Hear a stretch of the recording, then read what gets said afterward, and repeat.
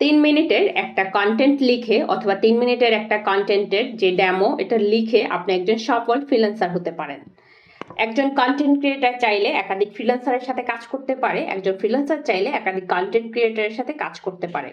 Digital মার্কেটিংয়ে বাংলাদেশে মোট জনসংখ্যার 25% মানুষ ফেসবুক ব্যবহারকারী। এই 25% মানুষ ফেসবুক ব্যবহারকারীর মাঝখানে আপনি কতটা সুসজ্জিত, কতটা মার্জিত করে আপনি কন্টেন্ট প্রেজেন্ট করবেন সেই জন্য আপনি ফ্রিল্যান্সারের সহযোগিতা নিতে পারেন।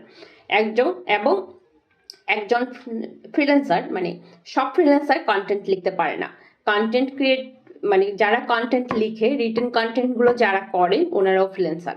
আপনি যদি একজন কন্টেন্ট ক্রিয়েটার হবেন ভাবছেন অথবা হচ্ছেন, চেষ্টা করছেন, তাহলে আমি বলবো আপনি একজন কন্টেন্ট রাইটারের সাথে কথা বলুন, মানে একজন ফ্রিল্যান্সারের সাথে কথা বলুন। আপনি কি ধরনের কন্টেন্ট ধারাবাহিকভাবে আপলোড করবেন, কিভাবে কন্টেন্টটা সাজাবেন, কিভাবে কন্টেন্টটা গ্রহণযোগ্যতা বাড়াবেন।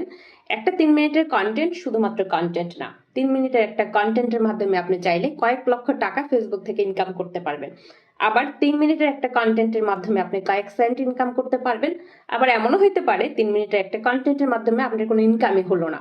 কারণ হচ্ছে কন্টেন্টের যে প্যাটার্ন, কন্টেন্টের যে গ্রহণযোগ্যতা, কন্টেন্টের যে মানে সাজানোর যে প্যাটার্নটুকু, এটুকু যদি আপনি প্রপারলি করতে না পারেন তাহলে এই কন্টেন্ট থেকে আপনার 1 পয়সাও ইনকাম হবে না।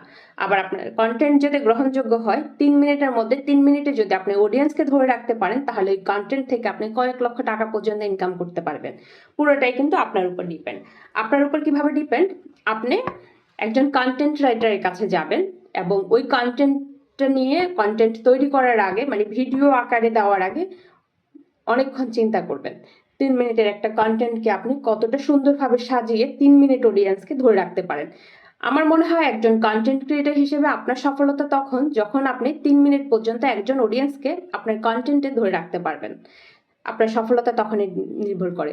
ওই 3 মিনিটের একটা কন্টেন্ট অসংখ্য মানুষ স্ক্রিপ্ট করে যায়, কেউ 2 সেকেন্ড দেখে, কেউ 3 সেকেন্ড দেখে, কেউ দেখে না।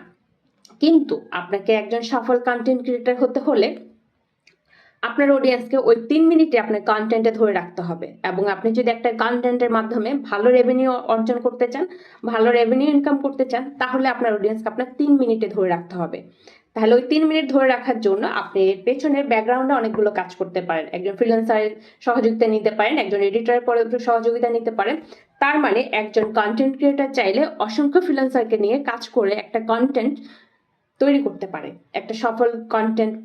অবভিয়াসলি আমাদের যে কন্টেন্টের মাধ্যমে আমাদের ইনকাম রেভিনিউ ভালো হয়, অডিয়েন্সকে ধরে রাখতে পারি, সেটা আমাদের একটা সফল কন্টেন্ট। একটা সফল কন্টেন্ট তৈরি করার জন্য একাধিক ফ্রিল্যান্সার নিয়ে আপনি কাজ করতে পারেন।